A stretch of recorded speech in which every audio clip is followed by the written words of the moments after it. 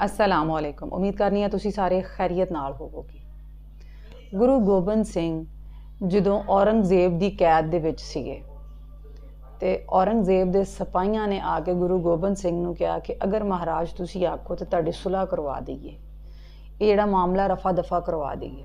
गुरु गोबिंद सिंह ने उन्होंने कहा कि सुलह वास्ते कोई शर्त हुंदी है ते तुहाडी भी कोई यकीनन शर्त होएगी जिस बेस ते तुसी सुलह करवा रहे हो।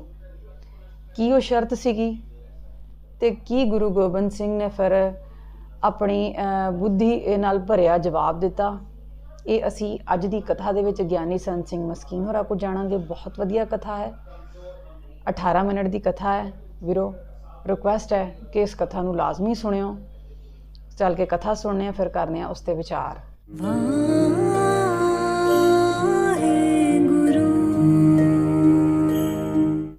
एक वाक मैनू याद आया। औरंगजेब के एहलकारां ने धन गुरु गोबिंद सिंह जी महाराज नूं ऐसा आख्या जो गुरु गोबिंद सिंह जी महाराज नाल हमदर्दी भी रखते सन और गुरु गोबिंद सिंह जी तो प्रभावित भी सन। महाराज जे तुसी आखो थोड़ी सुलह करा दईए। विचकार एक गल आ गई, मैं थोड़े सामने रख रहा। पातशाह कहने लगे सुलह की कोई कीमत, क्योंकि सुलह उदों आउंदी है जब दोवें पासे तो कोई कीमत ना चुकाई जाए। एहलकार कहने लगे महाराज कुछ शर्त ते है सुलह दी, की तुसी हार मन लो आपां सुलह करा देने। साहिब कहने लगे ये नहीं हो सकता।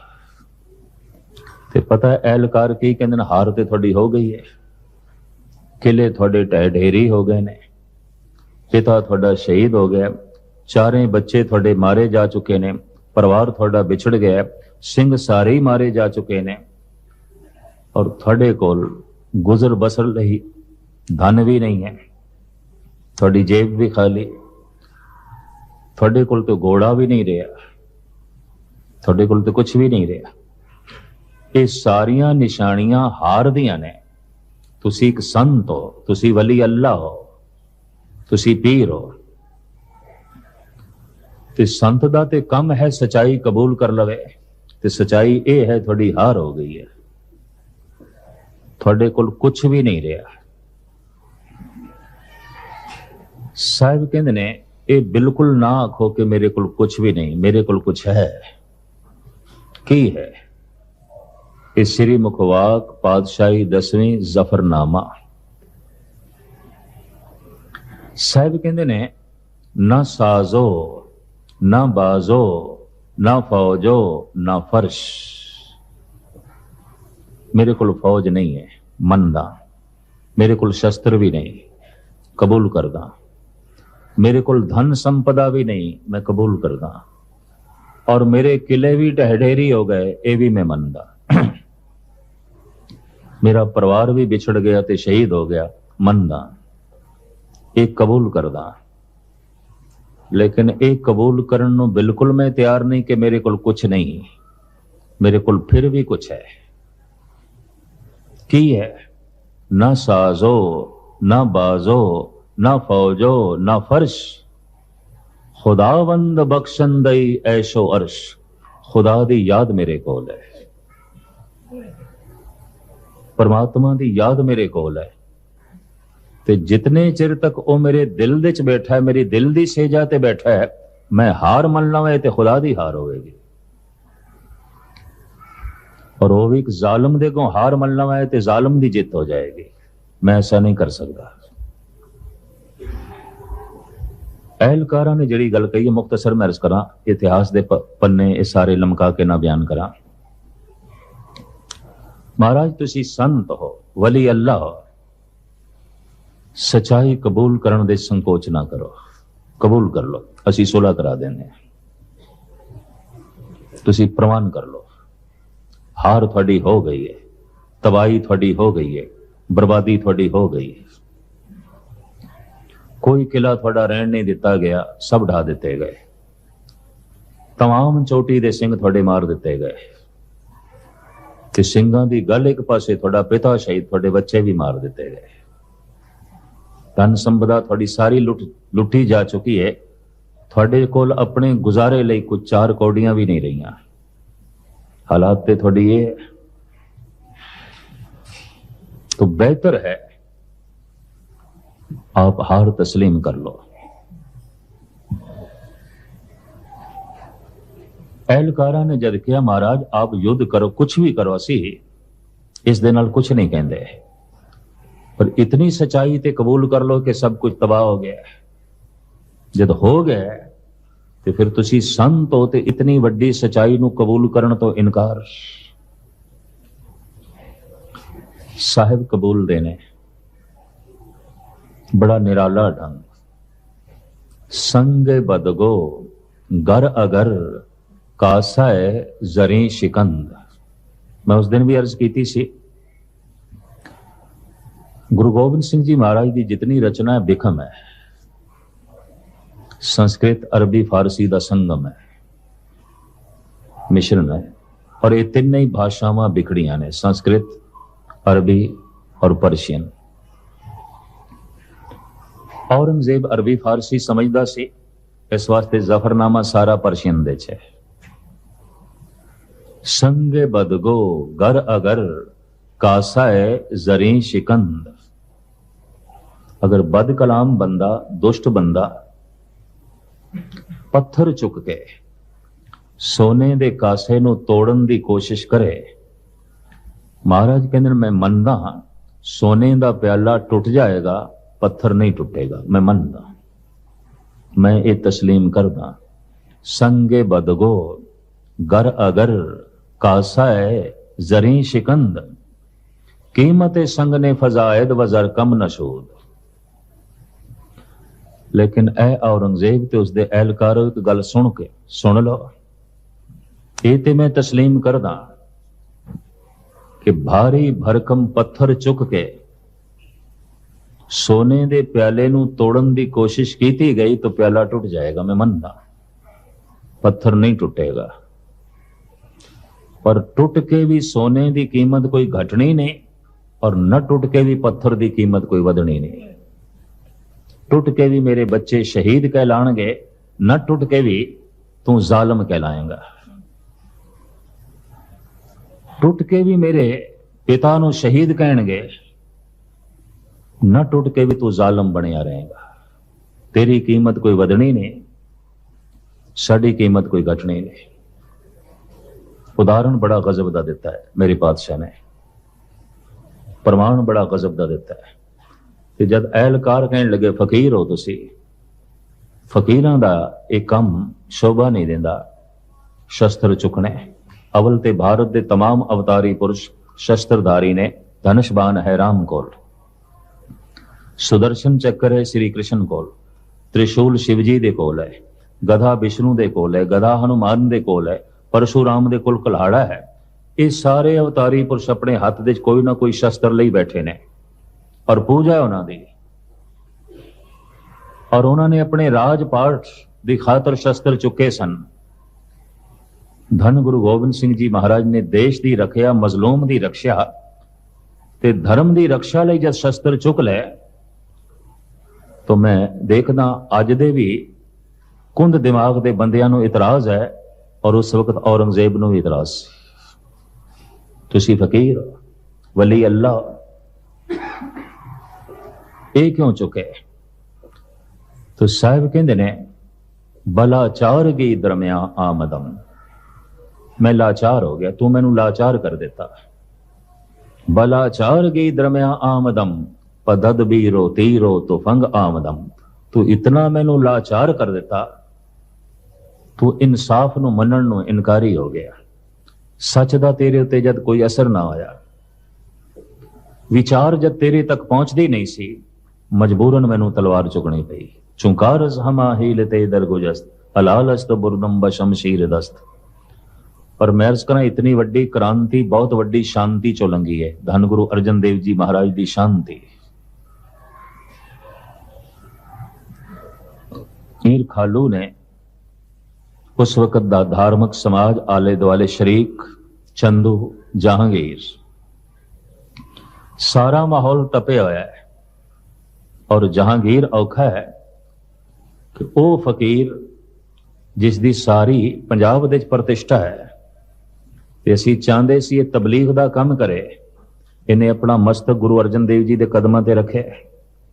ਇਹ ਸੁਖਮਨੀ ਸਾਹਿਬ ਦਾ ਪਾਠ ਕਰਨ ਲੱਗ ਪਿਆ, ਕੁਰਾਨ ਦੀ ਤਲਾਵਤ ਛੋੜ ਕੇ। ਔਰ ਸਿੱਖ ਜਗਤ ਦੇ ਔਰ ਸਾਰੀ ਦੁਨੀਆ ਦੇ ਸਿਰਮੌਰ ਤੀਰਥ ਦੀ ਬੁਨਿਆਦ ਮਹਾਮੀਰ ਜੋ ਹੈ ਸਾਈਂ ਮੀਆਂ ਮੀਰ ਤੋਂ ਧੰਨ ਗੁਰੂ ਅਰਜਨ ਦੇਵ ਜੀ ਨੇ ਰਖਵਾਈ। ਇਸ ਫਕੀਰ ਦੇ ਕੰਨੇ ਜਦ ਇਹ ਬੋਲ ਪਏ ਕਿ ਉਹ ਸ਼ਾਂਤੀ ਦਾ ਮੁਜੱਸਮਾ ਅੱਜ ਤੱਤੀ ਤਵੀ ਤੇ ਬਿਠਾਇਆ ਜਾਣਾ ਹੈ, ਸ਼ਾਹੀ ਘਰਾਣੇ ਤੱਕ ਪਹੁੰਚੀ ਮੀਆਂ ਮੀਰ ਦੀ ਇੱਕਦਮ ਜਾ ਪਹੁੰਚਿਆ ਉਸ ਟਿਕਾਣੇ ਤੇ।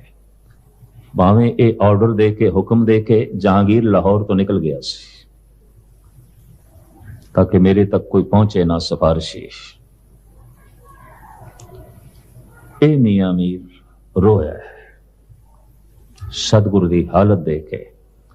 प्रिंसिपल गंगा सिंह ने अपने भाव संवाद गुरु अर्जन देव जी का ते मियां मीर का अपने एक नज़म दे इंज बयान किया है। सुन के हा सतगुरु ने मियां छोड़ो प्रीति चाम से, क्या हुआ तन तप गया मन शांत है हरि नाम से।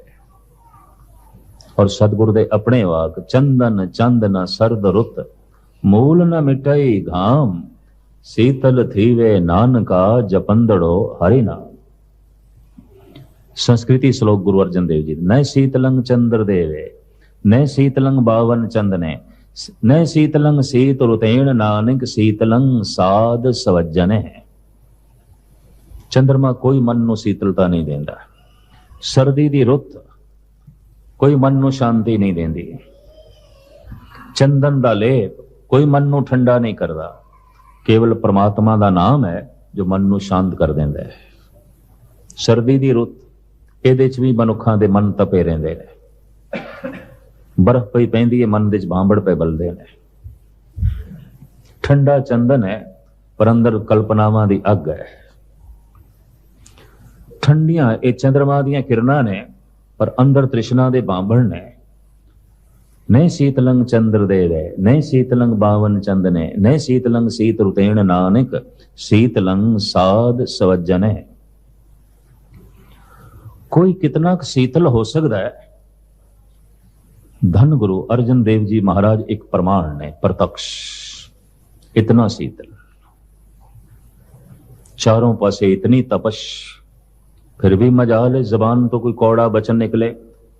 आप तत्ती तवी ते बैठ के भी कहते सेवक की ओढ़क निभही प्रीत, जीवत साहिब सेव्यो अपना चलते राख्यो चित। हे प्रभु शुक्राना अंतिम समय तक प्रीत निभ गई, मैं गिला नहीं कीता तेरे ते। आ गया मैं भूख सोई कर सूखा, सोग हरख नहीं जाने, जो जो हुक्म भयो साहिब का सो माथे लय माने। इन मैं कबूल कर लिया जो भी हुक्म। तो मैं अक्सर अर्ज करता हूं ना, हुक्म की है, वास्तव हुक्म की है। जो होवा हो वत्सो जाने, प्रभ अपने का हुक्म पछाने। परमात्मा का हुक्म की है जिसनों मनना है। जो हो गया ये हुक्म है। जो होवा हो वत्सो जाने, जो हो गया है उन्हों होनहार करके जाने होना ही सी। ये दिन होया है होना ही सी, हुक्म। रात होई है ये होनी सी, एक हुक्म। जन्म होया है होना ही सी, एक हुक्म। मरण होया है होना ही सी, हुक्म। जवानी आई है ये आवनी सी, एक हुक्म प्रभु दा हुक्म। पर वृद्धावस्था आई है ते आवनी सी, एक हुक्म। नफा होया है होना ही सी, एक हुक्म। पर नुकसान होया है होना ही सी, एक हुक्म। कर्मां दी खेड और परमात्मा दा विधान, उसका हुक्म उस दिते। इज्जत मिली है मिलनी सी, एक हुक्म। बेइज्जती हो गई है होनी सी, एक हुक्म। जो होवा हो वत सो जाने, जो हो गया है उन्हों समझ ले होना ही सी। जो होवा हो वत सो जाने, प्रभ अपने का हुक्म पछाने। अपने परमात्मा का हुक्म पछाने, समझे ते मने, हुक्म की है, जो हो गया होना ही सी। दुनिया क्यों रो रही है? जो हो गया नहीं होना चाहिए सी, क्यों होया है? वो तो होना सी। इतनी महर्ज करते हैं, जो हो आ हो वत्सो जाने। किस तरह जैसे समझोगे कि उसका हुक्म की है, क्योंकि हुक्म रजाई चलना नानक लिखिया नाल, जो हो गया है होना ही सी। यही प्रभु की रजा सी। निक्का जिहा कंडा लग जाए, मनुख कहते पता नहीं रब है कि नहीं। छोटी जिहा घटना घट जाए, मनुख गिलियां नाल भर जाता है। पर कोई तत्ती तवी ते बैठ के भुखा प्यासा भी ये कह सकता है, आ गया मैं भूख सोई कर सूखा, सोग हरख नहीं जाने हो, जो जो हुक्म भयो साहिब का, सो माथे ले माने। जो भी उसका हुक्म होया, मैं उन्होंने खिड़े मथे मन लिया, ते हुक्म की जो हो गया हुक्म। महर्ज करा, मनुख अद्धा हुक्म कबूल कर सकता, सारा नहीं। जन्म होया है, होना ही सी, एक हुक्म कबूल। मरण होया ही, होना सी, एक हुक्म एक कबूल नहीं। जवानी आई है, आवनी सी, एक हुक्म कबूल। बुढ़ेपा आया है, ये आवना ही सी, एक हुक्म कबूल नहीं है। प्रमाण नहीं है, तस्लीम नहीं है। नफा होया है, होना ही सी, एक हुक्म कबूल। पर नुकसान हो गया है, होना ही सी, एक हुक्म एक कबूल नहीं है। ये प्रमाण नहीं है। और अद्धा हुक्म मनना, अद्धा न मनना, समझ लो सारा ही नहीं मने। ये भी महर्ज कर ले, उन्हें हुक्म न समझे ही नहीं। कहो नानक जिन हुक्म पछाता, प्रभ साहिब का तिन भेद जाता। कितना भी खप जा, जो कुछ हो गया है होना ही सी। पिछो कर्मा दी श्रृंखला, पिछो लंबा चौड़ा विधान, पर जो हो गया है इनू समझी होना ही सी। बस इसनू तस्लीम कर ले, इनू कबूल कर ले। मोटे उदाहरण फिर मैं दे दिया। जन्म होया है, होना ही सी, एक हुक्म। मरण होया है, होना ही सी, एक हुक्म। जवानी आई है, आवनी सी, एक हुक्म। बुढ़ेपा आया है, आवना ही सी, एक हुक्म। ते जे जन्म ते मरण जवानी ते बुढ़ेपा सब कुछ हुक्म दे चाहे, तो पुरखा जो कुछ भी होया सब हुक्म। जो होआ वो वत्सो जाने, प्रभ अपने का हुक्म पछाने। बड़ी लंबी चौड़ी व्याख्या है। हुक्म मनन दी मूर्ति वेखनी होवे ते इको ही नाम सामने आंदा, धन गुरु अर्जन देव जी। हुक्म कबूल। आ गया मैं भूख सोई कर सूखा, सोग हरख नहीं जाने, जो जो हुक्म भयो साहिब का, सो माथे ले माने। पर इस निर्माणता नु, इस सहनशीलता नु, इस शांति नु कोई बुजदिली ना समझ लवे, कोई कायरता ना समझ लवे। तो गुरु नानक दे 6वें रूप धन गुरु हरगोबिंद साहब जी महाराज ने क्रांति का रूप धारण कर लिया, तलवार चुक ली। इस शांति दे चों क्रांति निकली, इस सबर दे चों तलवार निकली। इसनों इस तरह लईए। मैं अपनी घटना भी थानू सरवण करा दिया, सामने आ गई, मैं पिछे ना मोड़ा। मैं बंगला साहब सीसगंज साहब लड़ीवार कथा चलती है गुरु ग्रंथ साहब जी महाराज की। पिछले साल ही दास भोग पा के आया है। गालबन सन 63 ਦੇ ਗੁਰੂ ਗ੍ਰੰਥ ਸਾਹਿਬ ਦੀ ਕਥਾ ਆਰੰਭ ਹੋਈ ਸੀ, 92 ਸਮਾਪਤ ਹੋਈ, ਲਗਾਤਾਰ ਚੱਲਦੀ ਰਹੀ। ਜਿਸ ਦੇ ਸਿਰਫ ਜਨਵਰੀ ਦਾ ਮਹੀਨਾ ਦਾਸ ਕਰਦਾ ਰਿਹਾ, ਇੱਕ ਮਹੀਨਾ, ਬਾਕੀ ਹੋਰ ਗੁਣੀ ਜਨ ਮਹਾਂਪੁਰਖ ਕਥਾ ਕਰਦੇ ਰਹੇ। ਇਹ ਪਿਛਲੇ ਸਾਲ ਭੋਗ ਪਿਆ। ਬਹੁਤ ਹੀ ਵਧੀਆ ਕਥਾ ਸੀਗੀ, ਔਰ ਜਿਹੜਾ ਉਹਦੇ ਵਿੱਚ ਮੈਸੇਜ ਸੀਗਾ ਉਸ ਤੋਂ ਵੀ ਜ਼ਿਆਦਾ ਵਧੀਆ ਸੀਗਾ ਕਿ ਗੁਰੂ ਗੋਬਿੰਦ ਸਿੰਘ ਦੀ ਮਿਸਾਲ ਸਾਡੇ ਸਾਹਮਣੇ ਹੈ कि उन्होंने सब कुछ कुर्बान कर दिता। अपना परिवार, धन दौलत, अपना कारोबार, अपनी जड़ी उन्होंने हुकूमत सी, सब कुछ चला गया उन्होंने कोलों, लेकिन उन्होंने झुकना मुनासिब नहीं समझिया। हक ते सच का साथ दिता, हक सच की गल बयान की कि वो किड्डे वड्डे अवतारी सीगे। उन्हों दा ਜਿਹੜਾ ਦੀਨ ਸੀਗਾ, ਜਿਹੜਾ ਈਮਾਨ ਸੀ ਉਹ ਕਿੰਨਾ ਮਜ਼ਬੂਤ ਸੀਗਾ। ਤੁਸੀਂ ਇਸ ਤੋਂ ਅੰਦਾਜ਼ਾ ਲਾਵੋ ਕਿ ਕੈਦ ਦੇ ਵਿੱਚ ਵੀ ਉਹਨਾਂ ਨੇ ਉਹ ਜਿਹੜੀ ਸ਼ਰਤ ਹੈ ਮਾਫੀਨਾਮੇ ਵਾਲੀ, ਜਿਹੜੀ ਕਿ ਉਧਰ ਦੇ ਔਰੰਗਜ਼ੇਬ ਦੇ ਜਿਹੜੇ ਸਿਪਾਹੀ ਸੀ ਉਹਨਾਂ ਨੇ ਕਿਹਾ ਸੀ ਕਿ ਤੁਸੀਂ ਮਾਫੀਨਾਮਾ ਜਿਹੜਾ ਵਾ ਉਹ ਮੰਗ ਲਵੋ ਤੇ ਅਸੀਂ ਤੁਹਾਡੀ ਸੁਲ੍ਹਾ ਕਰਵਾ ਦਾਂਗੇ, ਹੋਰ ਤੁਹਾਨੂੰ ਕੁਛ ਨਹੀਂ ਦੇਣਾ ਪਏਗਾ। ਉਹਨਾਂ ਨੇ ਕਿਹਾ ਕਿ ਨਹੀਂ, ਮਾਫੀ ਨਹੀਂ ਮੈਂ ਮੰਗਣੀ, ਜੋ ਮਰਜ਼ੀ ਹੋ ਜੇ, ਮੈਂ ਜ਼ਾਲਿਮ ਦੇ ਅੱਗੇ ਝੁਕਣਾ ਨਹੀਂ ਹੈ। ਤੇ ਉਹਨਾਂ ਨੇ ਕਿਹਾ ਕਿ ਤੁਸੀਂ ਸਾਰਾ ਕੁਛ ਤੇ ਹਾਰ ਗਏ ਹੀ ਹੈ, ਕਿਸ ਬੇਸ ਤੇ ਕਹਿ ਰਹੇ ਹੋ ਕਿ ਮਾਫੀ ਨਹੀਂ ਮੰਗਣੀ, ਤੁਹਾਡੇ ਕੋਲ ਤੇ ਕੁਛ ਵੀ ਨਹੀਂ ਹੈ, ਹੁਣ ਤੇ ਮਾਫੀ ਮੰਗ ਲਵੋ। ਉਹਨਾਂ ਨੇ ਕਿਹਾ ਬੇਸ਼ੱਕ ਮੇਰੇ ਕੋਲ ਕੁਛ ਨਹੀਂ ਹੈ, ਲੇਕਿਨ ਰੱਬ ਦੀ ਯਾਦ ਤੇ ਮੇਰੇ ਕੋਲ ਹੈ, ਉਹ ਤੋਂ ਤੇ ਮੈਂ ਖਾਲੀ ਨਹੀਂ ਹੋਇਆ। ਇਹ ਜਿਹੜੇ ਹੈ ਨਾ ਅਵਤਾਰ, ਜਿਹੜੇ ਬਹੁਤ ਬੁੱਧੀ ਵਾਲੇ ਹੈ, ਜਿਹੜੇ ਨੇ ਅਮਰ ਹੋ ਗਏ ਪੂਰੀ ਇਸ ਦੁਨੀਆ ਦੇ ਉੱਤੇ ਹਮੇਸ਼ਾ ਵਾਸਤੇ, ਜਿਨ੍ਹਾਂ ਨੂੰ ਹਮੇਸ਼ਾ ਦੀ ਜ਼ਿੰਦਗੀ ਮਿਲ ਗਈ, ਇਹ ਪੈਮਾਨਾ ਉਹਨਾਂ ਲੋਕਾਂ ਦਾ ਹੋ ਸਕਦਾ ਹੈ ਜਿਹੜਾ ਉਹਨਾਂ ਨੇ ਦੱਸਿਆ ਕਿ ਜੋ ਮਰਜ਼ੀ ਵੀ ਚਲਾ ਗਿਆ ਹੈ, ਮੈਂ ਮੰਨਣਾ ਇਸ ਚੀਜ਼ ਨੂੰ, ਬਹੁਤ ਵੱਡਾ ਨੁਕਸਾਨ ਹੋ ਗਿਆ, ਲੇਕਿਨ ਰੱਬ ਦੀ ਯਾਦ ਮੇਰੇ ਕੋਲ ਹੈ ਔਰ ਉਹਦਾ ਸਹਾਰਾ ਮੇਰੇ ਲਈ ਕਾਫੀ ਹੈਗਾ। ਮੈਂ ਜ਼ੁਲਮ ਦੇ ਖਿਲਾਫ ਖੜਾ ਔਰ ਖੜਾ ਰਵਾਂਗਾ, ਕਿਸੇ ਵੀ ਕੀਮਤ ਤੇ ਮੈਨੂੰ ਜ਼ੁਲਮ ਅੱਗੇ ਝੁਕਣਾ ਜਿਹੜਾ ਨਾ ਮਨਜ਼ੂਰ ਹੈ। ਕਿ ਸੋਨੇ ਦਾ ਜਿਹੜਾ ਪਿਆਲਾ ਹੈ ਉਹ ਟੁੱਟ ਕੇ ਵੀ ਉਹਦੀ ਕੀਮਤ 'ਚ ਕਮੀ ਨਹੀਂ ਆਉਂਦੀ, ਪਰ ਜਿਹੜਾ ਪੱਥਰ ਹੈ ਨਾ, ਭਾਵੇਂ ਉਹ ਟੁੱਟੇ ਨਾ ਵੀ, ਲੇਕਿਨ ਉਹਦੀ ਕੀਮਤ ਫਿਰ ਵੀ ਨਹੀਂ ਵੱਧਦੀ। ਔਰ ਇਹ ਬਹੁਤ ਗਹਿਰੀ ਗੱਲ ਹੈ ਕਿ ਜਿਹੜਾ ਹੱਕ ਤੇ ਸੱਚ ਤੇ ਖੜਾ ਹੁੰਦਾ ਹੈ ਨਾ, ਵਕਤੀ ਤੌਰ ਤੇ ਉਹਦੀ ਹਾਰ ਜ਼ਰੂਰ ਨਜ਼ਰ ਆਉਂਦੀ ਹੈ, ਉਹ ਲੱਗਦਾ ਹੈ ਕਿ ਉਹ ਹਾਰ ਗਿਆ ਹੈ, ਲੇਕਿਨ ਅਸਲ ਜਿੱਤ ਉਹਦੀ ਹੁੰਦੀ ਹੈ। ਅਸਲ ਜਿਹੜਾ ਨਾਯਾਬ ਬਣਦਾ ਉਹੀ ਬਣਦਾ ਹੈ। ਜਿੰਨੀਆਂ ਵੀ ਮਿਸਾਲਾਂ ਲੈ ਲਵੋ ਤਾਰੀਖ ਦੇ ਵਿੱਚ, ਸਭ ਨੂੰ ਵਕਤੀ ਜਿਹੜੀ ਹੈ ਹਾਰ ਹੋਈ, ਲੇਕਿਨ ਬਾਅਦ 'ਚ ਜਿਹੜੀ ਫਤਹ ਸਾਬਤ ਹੋਈ ਉਹਨਾਂ ਦੀ ਹੋਈ। ਹਜ਼ਰਤ ਈਸਾ ਨੂੰ ਲੈ ਲਵੋ ਕਿ ਉਹਨਾਂ ਨੂੰ ਜ਼ੁਲਮ ਦੇ ਖਿਲਾਫ ਉਹਨਾਂ ਨੇ ਵੀ ਆਵਾਜ਼ ਬੁਲੰਦ ਕੀਤੀ ਤੇ ਉਹਨਾਂ ਦੀ ਕੌਮ ਨੇ ਉਹਨਾਂ ਨੂੰ ਸਲੀਬ ਤੇ ਚੜਾ ਦਿੱਤਾ।